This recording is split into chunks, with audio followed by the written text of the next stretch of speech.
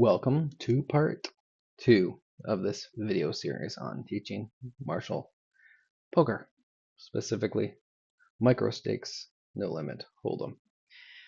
So what I decided to do with this one is to switch it up a little bit. Instead of recording live as I play, I did a 30-minute session and then I recorded just the video of me playing so I could focus on the game. And then now I'm going to put the audio voice over top of it, because that way, if I need to, I can pause if I want to explain something a little more thoroughly within the system. So here we go. I'm playing two tables, 2 cent, 5 cent, and I'll get right into it. I'll pause as necessary. We'll just sort of go from there. I think the biggest things I'm going to review on this is going to be continuation betting. Playing tight, of course, you're going to see lots of hands I fold that you might consider playing. But certainly continuation betting and different things to do on the turn if you bet on the flop and you're getting called, what to sort of do here. So it looks like my first playable hand is coming up here on the left. I'll pause for a moment. There's one limper, so I raise to 20 cents just to try and get heads up or isolate the limper, it's called. Raising, so your hope is that the blinds fold. You only have the limper that you're playing against, and you're just one-on-one against him. So the small blind calls. You got the big blind fold, so that's good. And then the original player folds. So this is interesting. So we were able to get heads up, which is desirable. We're on the button, which is the best possible position. So we're in pretty good shape here. And this is what a continuation bet would be. We raised before the flop, so we're going to bet every time on the flop against just one opponent. Against two opponents, you're going to bet most of the time. Against three or more opponents, you're going to give up most of the time unless you hit the flop. So this would be, I'm going to bet, and again, I'm betting about half the pot, and the player calls immediately, doesn't even think about it. So unless we improved on the turn, so if the turn was a 9, it would give us a straight, which is great. If the turn was a queen, we'd bet again, but when he check and calls this flop, we are not going to bet again. We're going to try and get to the river for free, or we're going to get to the river for free, and now when he bets the river, we're just going to fold. So that continuation bet was not successful, but that's the general style you want to be looking at. If you raise before the flop, when you get one opponent, you're going to bet again on the flop. And again, I usually bet about half the size of the pot for continuation bets. It only needs to be successful about 1/3 of the time to be making money. Because if you think about, say the pot's $1, you're betting 50 cents to try and win $1. If it works 1/3 of the time, then that's completely break even. So as long as it works, as in your opponent folds more than 1/3 of the time, you should do it every single time. Here's exactly the same scenario. This guy limps, so he's clearly a weak player. We raise to try and get just against him. And this player to our left calls. So we've already seen this guy call twice. So I just am trying to label him as a fishy player. I like to use green. Actually, I labeled him as a maniac. So that's a little bit different than a fish. A maniac is a player who plays a lot of hands, but also plays them aggressively. And then a green color is just a player who plays a lot of hands, but plays them passively or weakly. So again, he called and he's in position over us, this Trey M 99. But the same idea, we're going to bet once on this board, whether we hit or miss. And then if we get called, then we're basically going to give up. So we just got called once, and now we're going to give up. And he bet twice the pot there on the turn. So it's a easy fold with king high.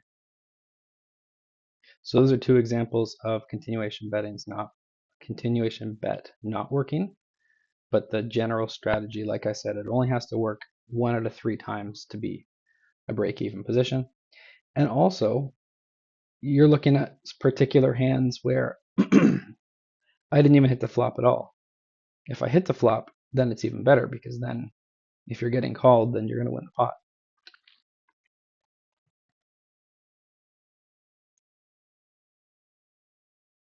Okay, this king jack's going to be a raise, certainly from any position. Notice I'm never three betting, or I'm never limping in if I'm the first one in. It's just a general rule. So now we got three bet from this tray me guy. So normally against most opponents, I would fold this king jack suited. But because I've noticed this player being a very loose player, I believe I call here, which I think is the right play. So I'm going to call.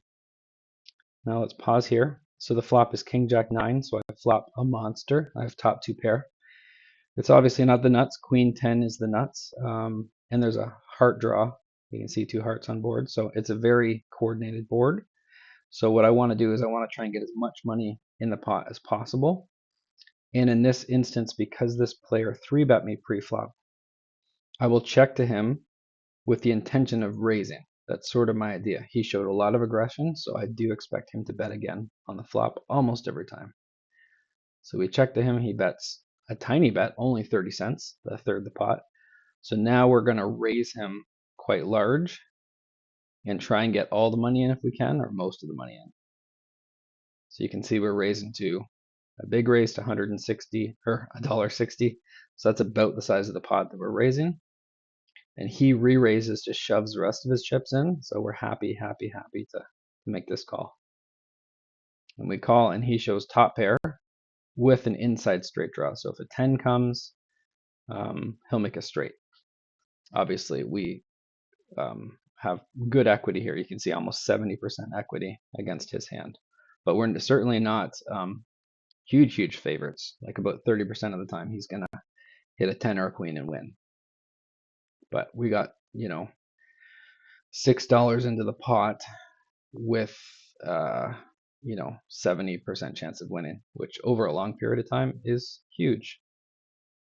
So we take that pot down.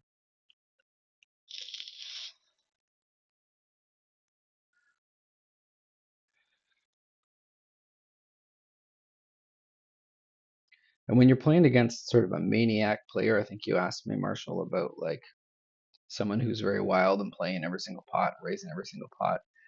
You're just waiting for your one spot. You can think of yourself as like a snake, and you're in the grass, and you see your prey, and you're just waiting for that one great hand to basically take all of his chips in one shot. That's sort of the idea, or a lot of his chips. So you don't want to play extra loose against him because then you're sort of falling into his trap. If he's playing loose and wild and you play loose and wild, you don't really have an advantage over that. So again, just folding quite a bit. This Jack 9 offsuit. It's not, it's one gapper. It's not suited. It's not worth playing. 6-3 suited, easy fold. And this is again very tight strategy. Eventually, if I were to be playing just purely on my own, there's some of these hands I probably would be involved in. But again, it's because I, trust myself to make good decisions with difficult decisions like later, like on the flop and on the turn and stuff. So to keep it simple, tight is right, as they say. Well, as I say.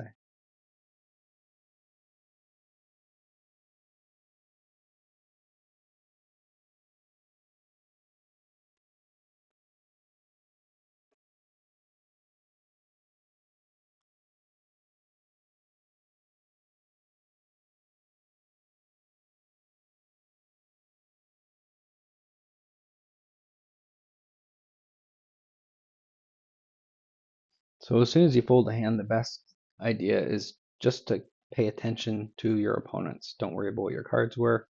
Just focus on what are your opponents doing after the flop. So I'm sort of paying attention to the table on the right. This Alm Corinne guy raised before the flop. He bets half pot on the flop. He got called. He's betting half pot again on the turn. And this Bruce guy has just been passive the whole time. Now he suddenly raises. So that's a big red flag for me. If he raises on the turn, that's a very strong hand. Like if he doesn't have 2 pair or a flush, I'd be very surprised. This Bruce guy. Again, this guy called on the turn. So perhaps he has a pair plus maybe a big spade. And we'll see what this Bruce guy bets. But if opponent raises you on the turn, it's generally, most of the time, a very strong hand. If he raises you on the flop, it's less likely because people tend to semi-bluff more on the flop when there's two cards to come. And we'll never see what he had, but it's a good idea to try and put your opponents on hands even when you're not in the hand. So these are both boring folds. Let's watch the table on the left. So we got early position raiser and that Depa guy just called. Looks like this Seymour Butts guy is pretty loose and wild. He's definitely played a ton of hands already.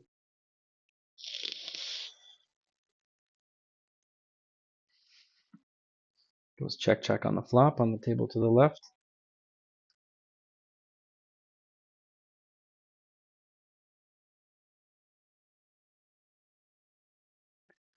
Just a small half pot bet on the turn.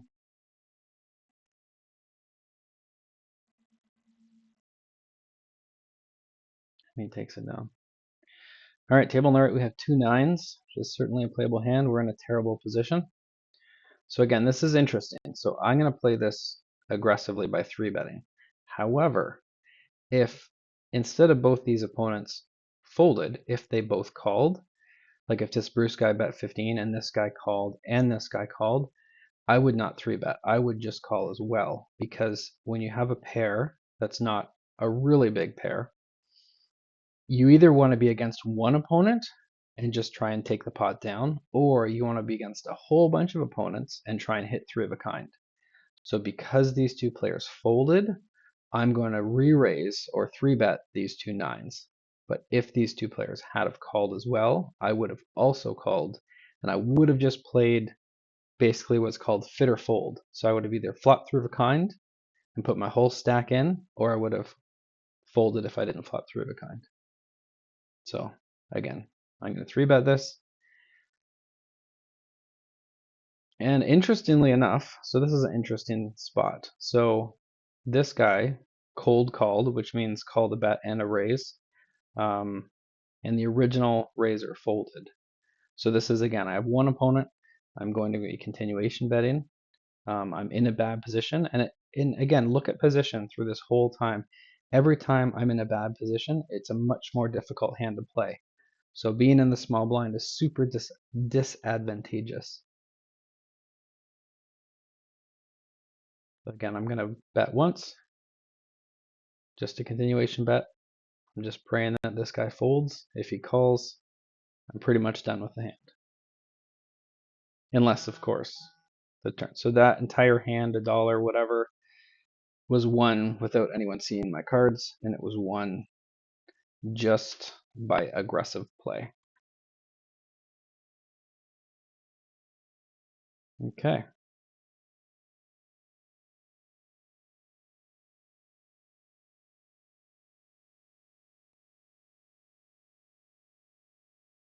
So Jack 3 is not worth fighting about.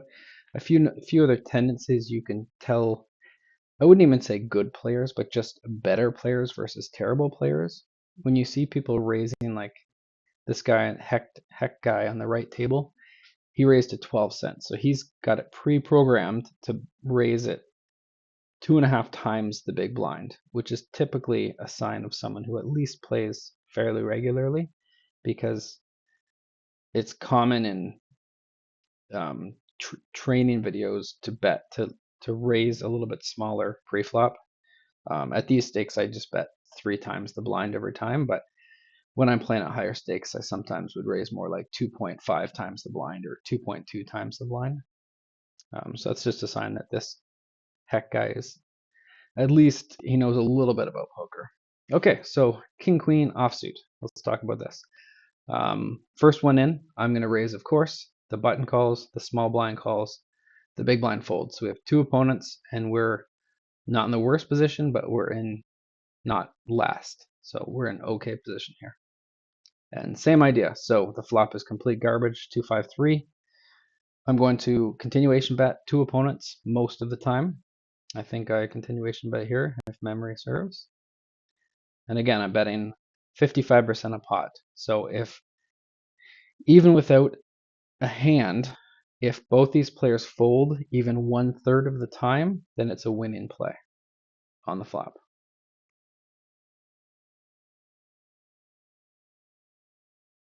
Okay, table on the right, I just folded a weak ace against a limp and a raise, no big deal. Okay, so we get one caller, and this is interesting. This is one of those what to do on the turn situations. So our opponent Bruce called us. We hit one of our pairs because we have two overcards on the flop, right? We don't have nothing. We have king high, but we have two overcards. So we hit our queen on the turn, and this is where I would bet again because we bet on the flop, and now we actually have a hand. So our hand went from basically a bluff to now very likely the best hand. So I would definitely bet again on this turn, and probably bet again on the river unless the river were like an ace or a four, or maybe a six or a heart. So I think if the river were not an ace, a six, a four, or a heart, I would likely bet again on the river if we bet the turn and get called again. So we got check two. We're going to bet, make it a little bit bigger because we have a bit of a stronger hand.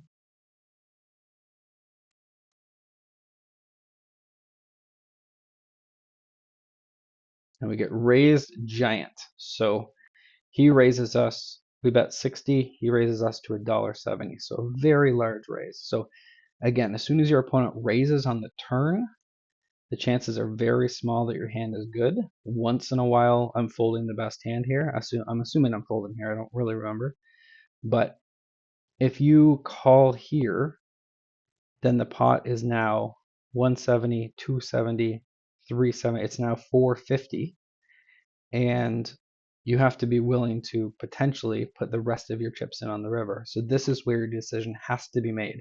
I'm either going to go all in here or I'm going to fold. You cannot just call here because the chances of you making your hand better on the river are so small because there's three queens left, there's two queens, three kings left. So 90% of the time you're not going to improve on the river. And if you call here and then fold on the river, then you're basically putting in $2 into the pot with a 10% chance of winning. So you have to either, if you think this guy's full of shit, you shove it all in, or if you respect him and you think he's not going to do this, if he can't beat one pair, then you fold. So I folded.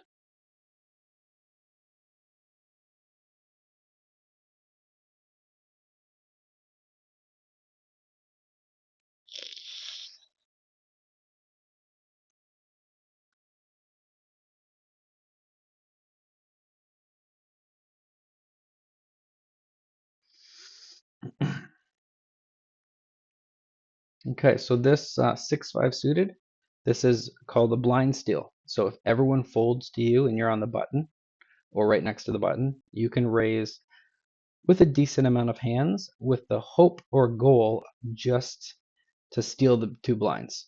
Again, when you're playing at really low stakes, it's much harder to steal the blinds, but as you get up higher and higher in stakes, people don't play as loose.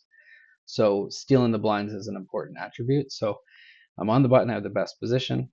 I have reasonable hand, a suited connector. So I'm going to raise and just try and either get heads up, steal the blinds, or get callers and then continuation bet.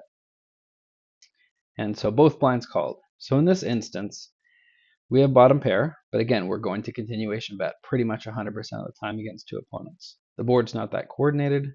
They could easily have both missed it. So continuation betting is basically where it's at. So we're going to bet about half the pot. Table on the right, we have sixes. So we'll check that out.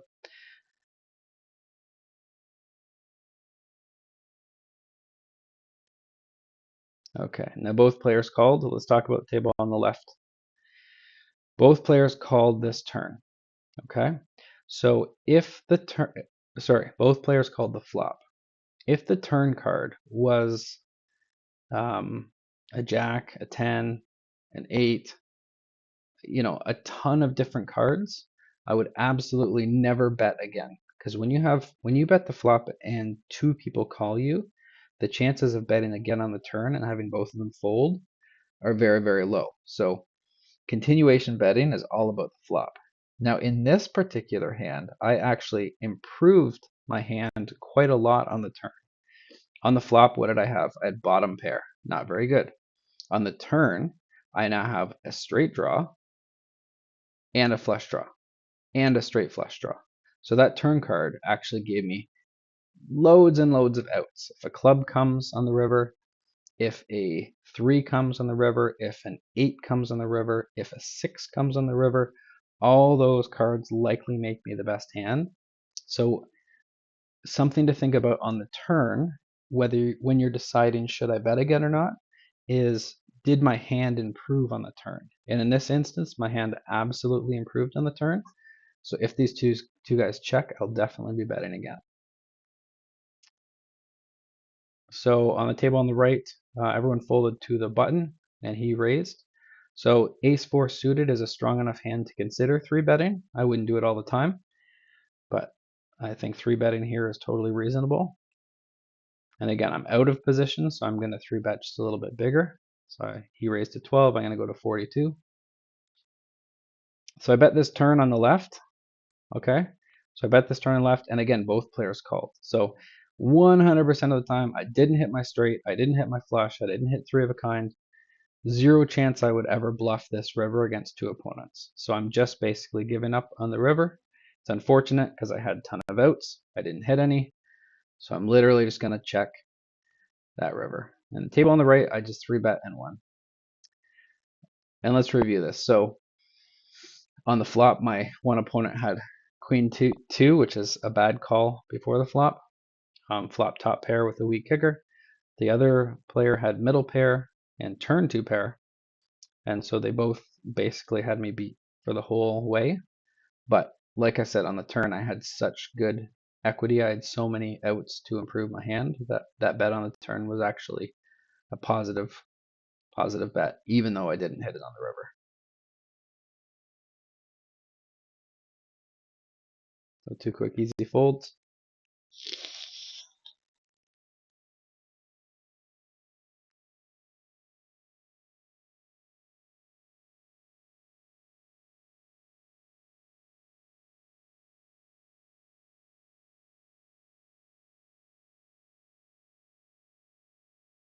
So Jack Queen, 2 face cards, first one in. Good hand to raise with. 2 face cards is nice because most of the time, if you hit a pair, it's going to be the top pair. 2 queens, easy raise.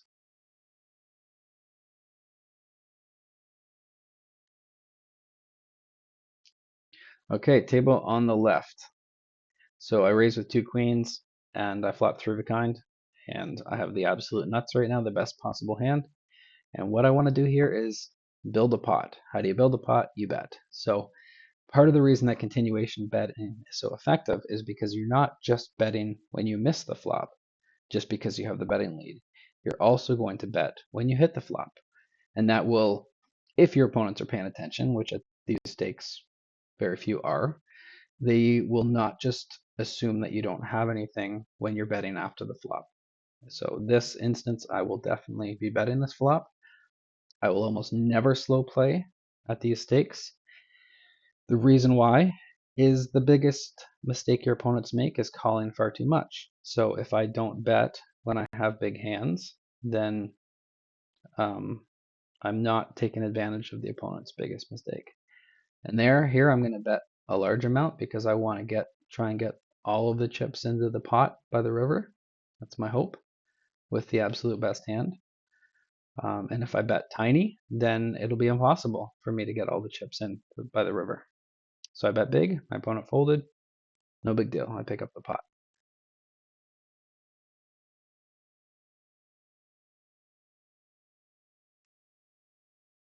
Okay, table on the right, I have ace queen suited. I remember this hand, it's very interesting. I actually think I made a mistake on it. Okay, so first off, I raise before the flop, no problem. Blind against blind, the opponent calls. So I flop a very good hand, top pair, top kicker, queen. Very good. I'm going to bet again on the flop, and I'm going to bet quite large. You see I chose about 3/4 or 4/5 of the pot, quite a big bet. I want to get money into this pot, and I got min raised by my opponent. Now, I don't know anything about this guy much. I know he's a little bit looser. He's got these nines, so he's played a lot of hands, so he's not going to be terrible. But this is where position is so important. I'm out of position here, and I cannot make the most money here. It's much more difficult because he could be raising me with three of a kind. He could be raising me with a weak queen. He could be raising me with 9-10, and he has a straight draw. There's a ton of hands they could be raising, and I could certainly say, you know what, I'm going to go with this hand no matter what. It's only blind against blind. I'm going to re-raise to say 250, and perhaps that's something I should have done. But I chose to take a bit of a passive line here, and it's tricky when someone raises you. So again, I bet the flop got raised. Now on the turn, he basically took the betting lead from me. So the turn is a jack of clubs, which is scary because if he was raising on the flop with say 9-10, a straight draw, now there's a straight. If he had a hand like queen jack, for example, he just turned two pair. So you got to start thinking, what hands could this guy have to raise me with on the flop? I don't respect raises on the flop as much as on the turn, so there's no way I'm folding this hand. But some of the hands that he could have raised me with on the flop would have improved with this jack of clubs. So I check. He bets again, about half pot. So again, this is turning my hand into something called a bluff catcher. So this is an interesting style. When you're out of position and your hand is a good hand, like a top pair hand, but it's not an awesome hand, like a flush or three of a kind or something, it's not a terrible idea, especially against more wild players, to basically do what's called turn your hand into a bluff catcher. So this means that you are going to check with the intention of calling. So playing your hand a bit passively in this particular instance, when your opponent's shown strength, when you're out of position. So that's essentially what I'm doing here is I'm turning my ace queen top pair into a bluff catcher. So I'm never folding here. If he bets $2 in the river, I'm not folding, but I'm allowing him, if he doesn't have a hand, to continue to bluff. So if he had a hand like, I don't know, like a ace 8 on the flop, right? He likely wouldn't have called me had I bet big on the river, but he might have bluffed if he doesn't have anything and he's like, I have to try and win the pot because I don't have anything. That's what turning your hand into a bluff catcher is. So I probably, in hindsight, should have been much more aggressive in this hand and re-raised on the flop and probably got all of my chips in with top pair, top kicker, at least at this stake. So I did feel like I made a bit of a mistake there. I lost some value for sure. And I looked back at the hand and he had top pair with a weaker kicker. So that was certainly an interesting hand.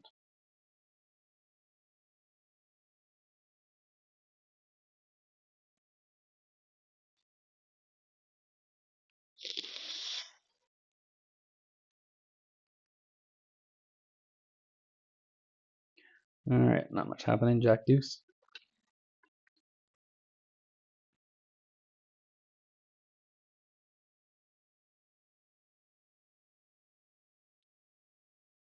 Seven deuce, easy fold. 4-6, easy fold. The 4-6 suited on the right could have been playable in a specific scenario only. If you're on the button and everyone's folded to you, you could play a 4-6 suited to try and steal the blinds. Other than that, even in that instance, you're better off to just wait for better hands. So Jack Queen offsuit, it's a decent hand, but there's no need to bump it up here. So again, it's okay. Let me pause. So this is an unraised pot. It's only 12 cents. I flop top pair, so no one has the betting lead. So I just want to take the betting lead. I have top pair. I have a good kicker, and I just want to get some money in the pot with a good hand. And my opponent folds, and I take down the small pot.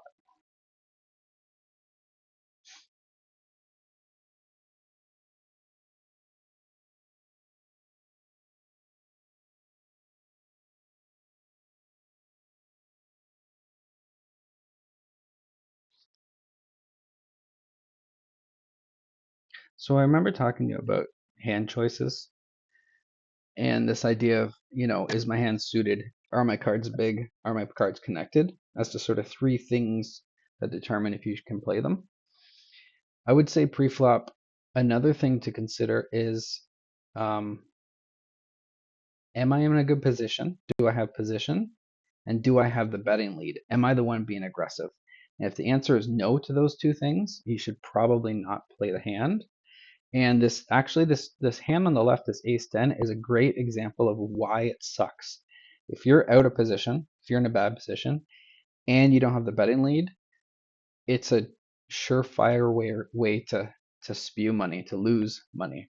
So this is an awkward hand. So this player, Seymour butts, min raised, which is whatever, and so we have ace 10. So normally I would probably just call, and this player to my right minimum re-raise to 15 cents.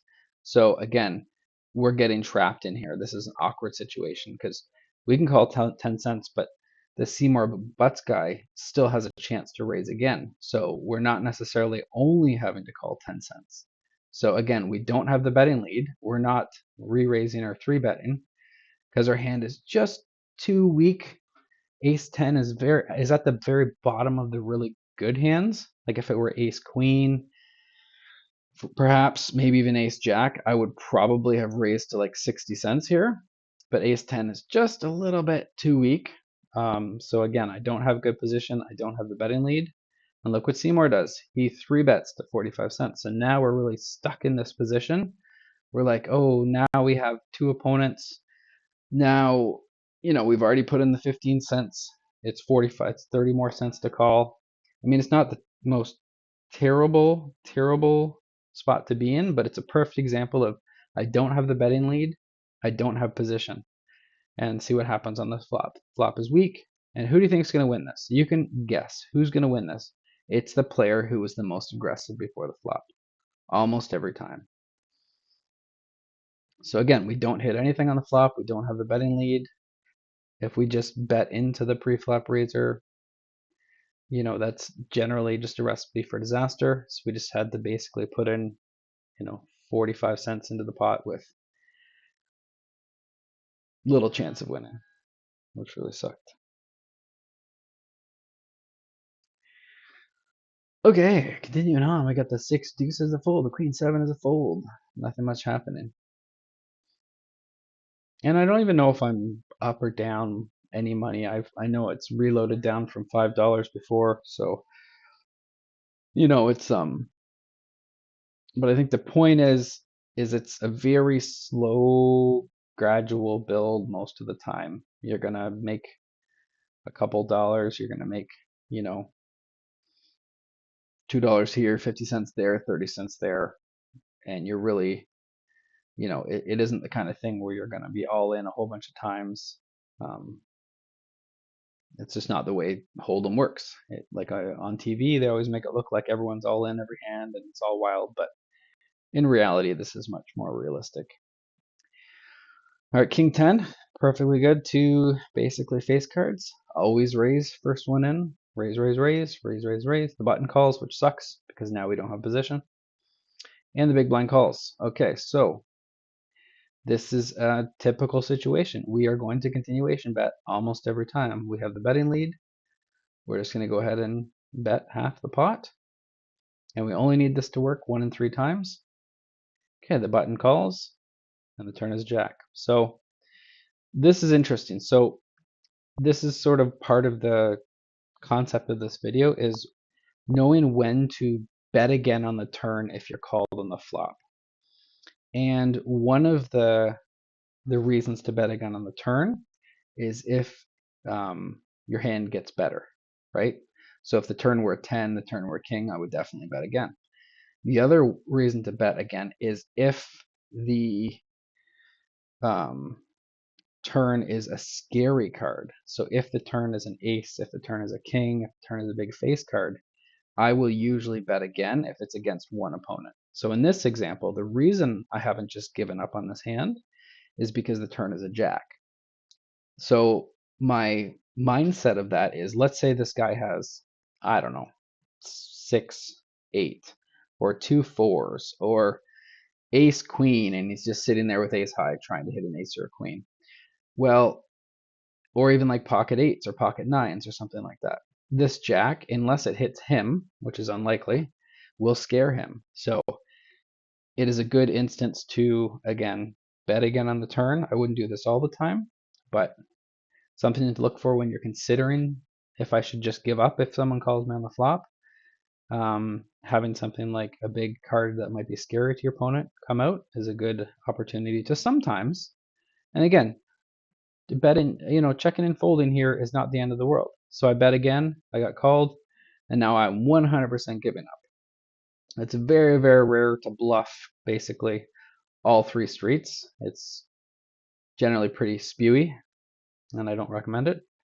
And let's look at that. So that jack was actually a good card to bet again because he had 2-8s. If he were a decent player, he might have been able to fold 2-8s against a jack, against my level of aggression. I probably would have folded 2-8s there. I mean, I probably would have re-raised before the flop, but that's neither here nor there. But I think that play is a totally reasonable, good play because, again, this just like on the flop, that bet again on the turn only has to work about 1 in 3 times to be effective. So table on the left, we have 2 jacks. Gonna raise it up. Ooh, this video is starting to get long. It's already almost 40 minutes, and I'm only halfway done the 30-minute session. So let's try not to pause too much more. So jacks, we just took it down. And it's not losing. Like, if you raise jacks and no one calls, you still won a big blind and a small blind. Like, there's nothing to be sad about. So 9-7 off, folding on the left. Queens, we're going to jack it up. We got 2 queens. We want to make the pot bigger when we have really good hands. And we got 1 guy to fold. So let me pause here and just say, let's say this Bruce guy had, 9-7 suited, and he was like, I'm just going to try and see a free flop. We raised a lot so that he had to fold what would have been the best hand on the flop. So getting against just one opponent when you have a big pair is your goal almost every time. And again, we raised, so we're going to bet again on this flop. We bet quite a bit. And again, this is an exact example of what I was talking about before. I just turn my 2 big queens into a bluff catcher. So again, it's a little bit timid, but it's a good strategy against aggressive opponents who bet a lot. My hand is strong, but also my opponent is very likely to be way worse than me. And if I think he's aggressive, then I can certainly turn my hand into bluff catcher. So again, I just checked and called on the turn. And again, I'm going to check with the intention of calling the river. Obviously, now that river card was bad for our hand, so I wouldn't bet it. But we took it down. So even in those situations, I would have liked to see myself be a little bit more aggressive. But you can see how powerful being in position is because you're kind of handcuffed when you're out of position like that because your opponent gets to act after you on all the streets. So not a terrible result. I'm happy to win with those queens, but I think I probably could have got a little bit more value from them.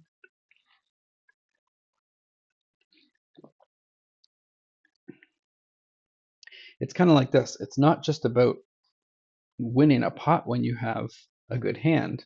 It's about winning as much money as you can when you have a good hand and losing as little money as you can when you have not the best hand. All right, king, queen, 1 limper. So we're going to raise. Again, we just want to get against the 1 limper, and this is perfect. Oh, and the limper even folded, so even better. So we just won 17 cents without any showdown. Okay, so this is around the bottom of the range. Oh no, that's totally fine. Raising an ace-9 offsuit, if I'm the first one in, is completely reasonable. I would probably fold like ace-3, ace-4, ace-5, and I'd raise like ace-7, 8, 9, and better. Okay, so I raised and 3 opponents saw the flop. 1, 2, 3. So we flopped top pair with not the greatest kicker, but no one showed any strength before the flop, so I'm pretty damn confident that my ace is going to be good most of the time in this scenario. And okay, I'm going to pause it because we have Jack Queen on the left table. We're going to raise it, of course.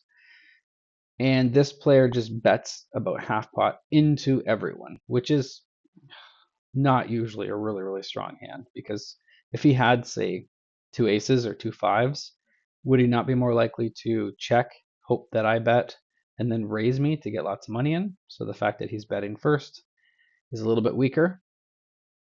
And then we have one caller, and now I'm going to raise. Now I'm going to raise for a couple of reasons. One reason is I'm going to raise to get more money in the pot because I'm pretty confident I have the best hand. The second reason is to take the betting lead back. So by that guy betting, he sort of has the betting lead. And now I want to take the betting lead back, because that way, if the turn comes something stupid, like say the turn is like the 7 of spades, okay, now it makes some straights. You know, if the turn is like pairs the 6 or pairs the 5, that's a little bit dangerous. And I have the option, if I want to, of checking on the turn, because I'm going to raise here to take the lead. So I'm not going to raise huge. I'm just making like a little, you know, a little more than double the size of the bet. And the one player calls, the other player calls. And the turn is safe, King of Hearts. I'm not really scared of the King of Hearts. So I'm likely going to bet again. And I don't have to bet terribly, like a little bit less than half of the pot. But again, I'm betting with what I believe to be the best hand. And there you go. My opponents both fold. So I took down a very sizable pot without showing my cards.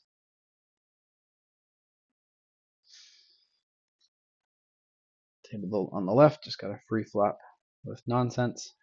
Folded it up. And king 6, just a easy fold there. And you can play your small blind just in the same way you'd play, you know, middle position.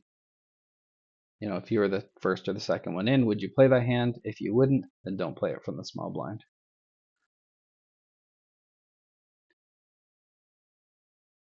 This queen 9 offsuit would be about the lowest possible cards I would consider raising just to steal the blinds.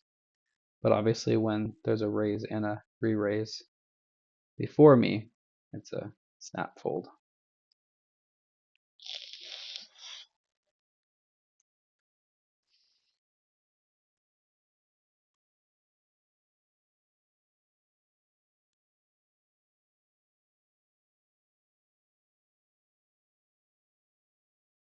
Okay, this 6-9, free flop. Ace 8, again, I'm the first one in. I'm going to raise it. It's table on the left. Table on the right, I'm just check folding all the way down. And again, I took the blinds, which is totally reasonable.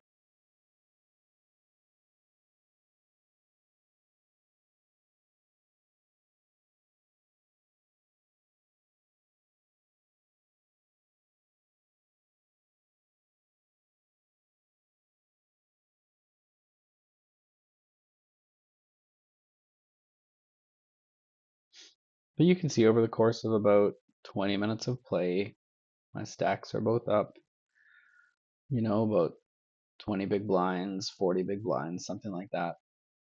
When you're trying to figure out profit in poker, the most common way to determine it is how many big bets did you win per 100 hands you played. And a decent player would probably win anywhere between 4 to 6 big bets per 100 hands they play. So a big bet is what's the minimum bet on like the turn of the river. So in this instance, it's you know, it's 5 cents. So if you win 10 big bets for every 100 hands you're playing, you're basically winning 50 cents every 100 hands you play. And that would be considered a winning player. So if you think of yourself as you're going to play 100 hands a night, if you're winning on average 50 cents each time, then that's about an average winning player. Now, obviously at really small stakes like this, I would probably average 25 or 30 big bets an hour or per 100 hands. But, you shouldn't expect on average to win, like $10 every hour that you play these stakes. It's just like the opponents are bad, but it's still unrealistic. It's like going to the casino and expecting to make $200 an hour. If it were that easy, then if I could just make $200 an hour cash on average, um, yeah, what else would I do in this life but play poker?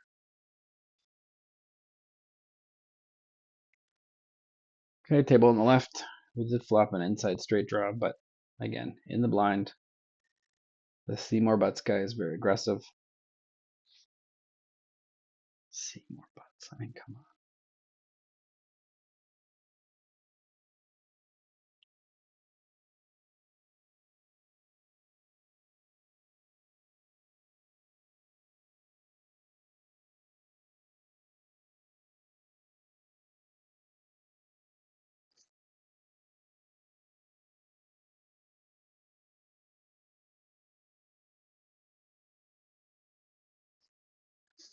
It's a very boring part of this video.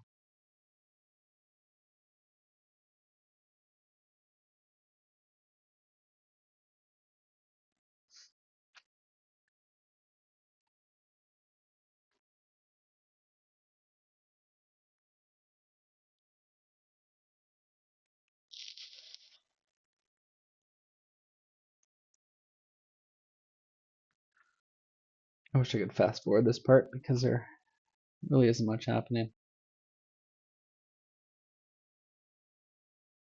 But I don't want to accidentally miss any good hands we might have. So I'll just let it continue. 9-7 offsuit is an easy fold. 9-7 offsuit is an easy fold. I'll sing as we go. All right, this Bruce guy, he's raising on the button. And both blinds called.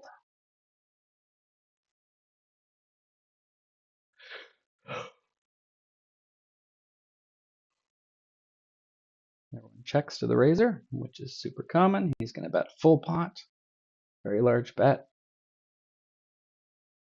And he gets called by one guy, and he's got a strong ace against a weak ace. He scoops the pot. Plus, he's got a better flush draw than that other guy. So, JB Jones got schooled. All right, King Jack offsuit. So, this is a hand we're out of position, and there's no one else in the pot, so I'd much rather play it aggressive. So, I'm going to 3-bet with it. And fold the ace deuce on the left because there's already been a raise and a call, so chances are strong that someone with a better ace is out there. And our 3-bet worked. We just took it down, which is anytime you 3-bet and everyone folds, it's a pretty good spot because you're just winning chippies without showing your cards. Unfortunately, the table on the right is getting a little bit short. There's only 4 of us, but here we go. We got the king, queen suited. It's the same idea. We're out of position. We're going to raise it up. I think Bruce folds here, which shows a lot of discipline. That's actually a sign of a reasonably good player is to be able to raise and fold. 4-3 suited. Deuce 6 off. Nothing to do here. Just gonna make our folds.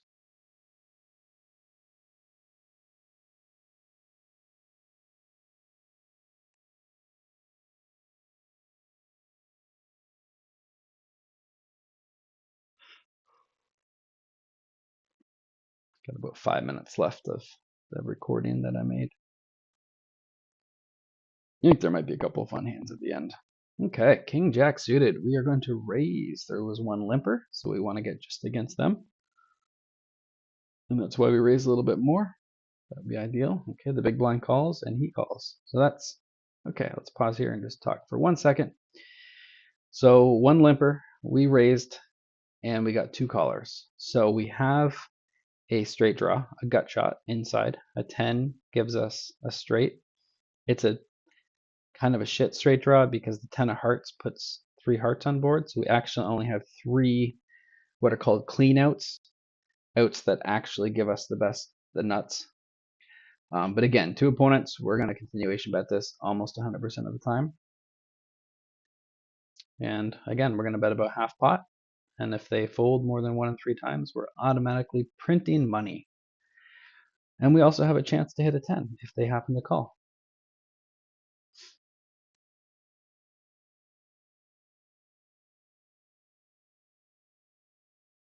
There you go, and both opponents folded. So it's just the power of being aggressive on the flop. Okay, Jack Queen, 2 face cards. Totally reasonable to raise this up, even in early position, which isn't the best position. So far we got 2 callers and then both blinds called. So again, this is the same scenario. We had the betting lead, we're going to bet once. We didn't hit anything on the flop, of course, but we're going to continuation bet. And if we get action, we're likely going to fold. Now, this is another example. This ace is scary, right? This ace could be scary to our opponent, because if our opponent has a hand like 2 9s, 2 10s, well, now there's 2 big cards on the board. And maybe this strategy isn't the best for these stakes. I'll admit that to you right now, because so far, players are not really folding so much to these bets on the turn. So I might have to amend this and say pretty much give up. If you bet the flop and anyone calls, pretty much give up. But in this instance, I felt like this ace would have been a scary card for my opponent. So I think I'm going to bet again. Plus, it does give me a better hand because now I actually have a straight draw. So if I were to hit a straight on the turn, then, hit a 10 on the river, then I would have the nut straight, or like a very, very strong hand. So, but again, I bet the flop, it got called, bet the turn, got called, and I'm 100% giving up. And he has top pair, so 0 chance I could have got him to fold. And, you know, it probably would have been a better play to bet on that flop and then sort of give up.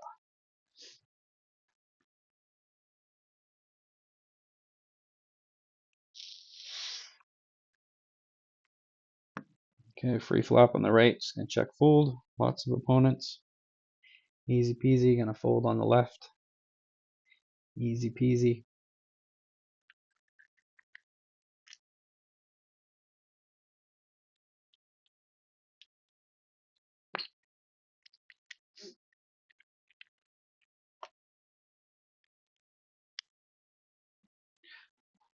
Not much exciting happening. There's only 2 minutes left of video, so there might be 1 or 2 more cool hands. 10 jack suited is pretty, but I'm in a bad position.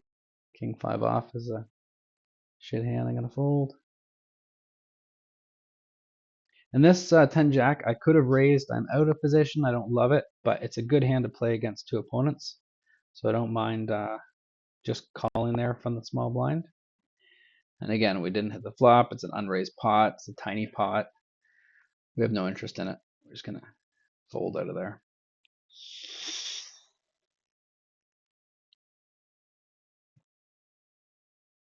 Fold a king rag on the button.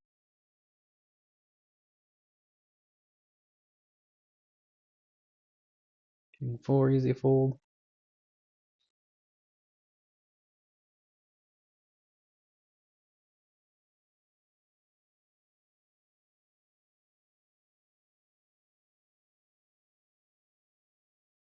Because even though, like, looking back at this session, I can now see a couple of spots.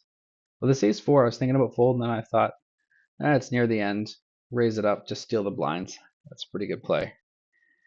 But even though there's a couple hands I certainly could have got better value out of, and maybe a couple spots where I maybe could have raised or not folded, I still ended up, basically half a buy-in. Okay, so Queen Jack offsuit, I bet before the flop. I got 2 callers, the button and this other dude. I flopped a gut shot straight draw. If the 9 comes, I have the nut straight, which is 9 10 jack queen, or 8 9 10 jack queen. So I will continuation bet like I've been doing this whole session. I bet about half pot. If both my opponents fold more than 1 and 3 times, it's printing money. And then they both call. So when they both call here, that's it. I'm done this hand. I'm going to check. I'm going to fold. Well, why wouldn't I call if they bet? I could hit a 9, right? The reason is if I hit a 9, I'm only going to hit a 9 less than 10% of the time. So 90% of the time I call that bet on the turn, I'm going to fold on the river. And if I hit a jack, I'm not loving the jack because a jack puts 7, 8, 10 jack on the board.